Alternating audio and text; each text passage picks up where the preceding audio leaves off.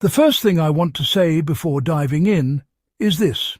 If you're a serious history buff or a dedicated prepper, make sure you subscribe to the Prepper Historian right now so you don't miss future breakdowns like this. Today, we're dissecting a forgotten World War II innovation that outperformed modern tarps in durability, weight, and water resistance.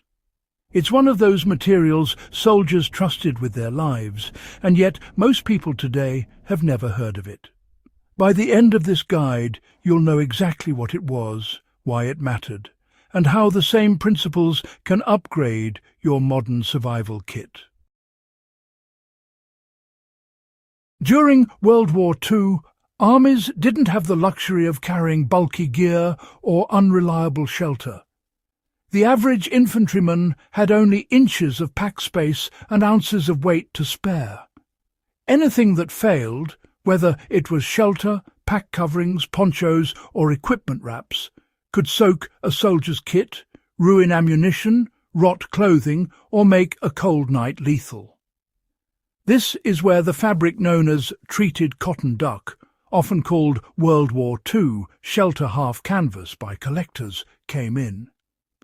What makes it interesting isn't just that it was durable. It's the way it was engineered to outperform basic tarps long before plastic sheeting existed. Soldiers swore by it because it held up in the mud of Italy, the rain of the Ardennes, the jungles of the Pacific, and the desert winds of North Africa without tearing, stretching, or leaking. Cotton duck wasn't ordinary canvas. Military engineers used tightly woven cotton fibres treated with paraffin, linseed oil mixtures, or later synthetic waterproofing agents. The weave density alone made it naturally water-resistant, but once treated, it became almost totally waterproof while remaining breathable. This mattered because breathability prevented internal condensation, one of the major flaws of modern plastic tarps. A tarp may keep external water out, but it traps moisture inside, soaking equipment from the inside out. The World War II treatment method kept the fabric dry on both sides, even in long rains, and it did so with a fraction of the bulk. The United States and German armies both used variations of treated duck canvas for ponchos, shelter halves, rucks, and equipment covers. The German Zeltbahn is one of the best examples.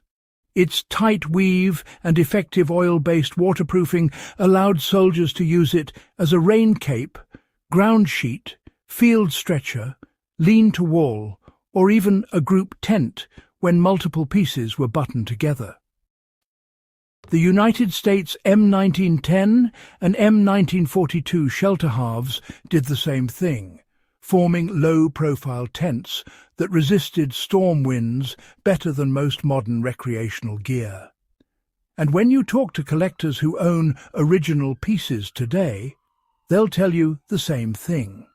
Even 80 years later, many of these fabrics still repel water if the original treatment is intact. World War II forced militaries to think like preppers. Every item had to serve multiple roles. A soldier's shelter half could become a poncho, a litter, a pack cover, an impromptu sail, or a waterproof wrap for weapons during river crossings. Its strength-to-weight ratio made those tasks reliable rather than risky. Unlike plastic tarps that crack in cold, fray under abrasion, or shred at the grommets, cotton duck flexed with temperature, resisted tearing, and handled punctures without catastrophic failure. In Pacific Island campaigns, Japanese and American soldiers used their treated canvas to protect ammunition boxes from humidity. In Europe, it was wrapped around rucksacks to shield rations from snowmelt. In North Africa, the British Long-Range Desert Group stretched their treated canvas over supply trucks, and it endured months of wind-blown sand without disintegrating. That's the kind of reliability anyone serious about preparedness should take note of. A good material should fail slowly, not instantly. And World War II canvas was engineered with that mindset.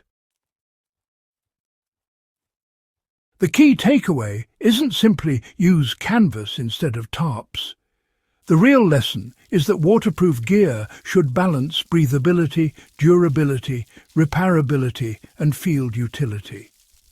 World War II quartermasters thought about long-term, repeated use under punishing conditions. That's the opposite of modern disposable plastic tarps, which are meant to be cheap, temporary, and replaced often. If you want to apply the World War II principle today, there are 3 practical ways. First, use modern treated cotton canvas tarps or oilskin sheets in place of thin polyethylene. They're heavier, but they pack smaller, last longer, and survive real abuse. Many DIY preppers even create their own oilskin by rubbing boiled linseed oil or paraffin wax into tightly woven canvas, letting it cure until water beads on contact. Second, upgrade critical gear such as ruck covers, bedrolls, or bushcraft shelters to breathable, waterproof fabrics rather than films. This prevents internal moisture buildup, which is one of the reasons World War II gear remained dry inside. Third, for long-term off-grid setups, rely on materials that can be repaired with a needle and thread. World War II soldiers routinely stitched and re-waxed their gear. You can do the same, and it gives your equipment an operational lifespan measured in years, not weeks.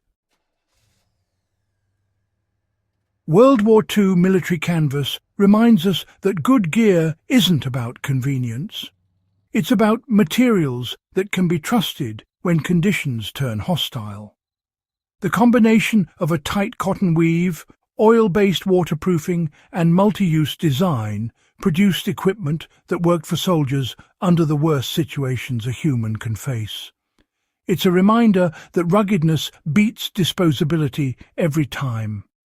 A soldier in 1944 couldn't afford gear failure, and neither can a prepper relying on equipment in a real emergency.